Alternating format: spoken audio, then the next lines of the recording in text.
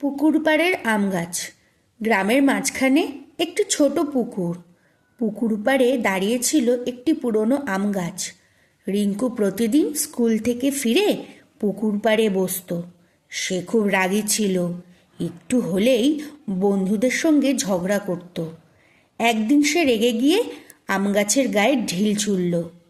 তখন পাশ দিয়ে যাওয়া একটি কাক ডেকে উঠল, কাক কাক। রিঙ্কু থেমে গেল, দেখল গাছের ডালে ছোট ছোট আম ধরেছে। হঠাৎ তার মনে পড়ল, এই গাছের ছায়ায় সে কতবার বসেছে, এই গাছ থেকেই তো সে আম খেয়েছে। রিঙ্কু লজ্জা পেল। সে গাছটাকে ছুঁয়ে বলল, আমি আর রাগ করব না।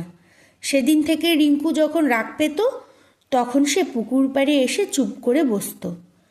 আম গাছের ছায়ায় তার রাগ ধীরে ধীরে কমে যেত। নৈতিক শিক্ষা: রাগ আমাদের ক্ষতি করে,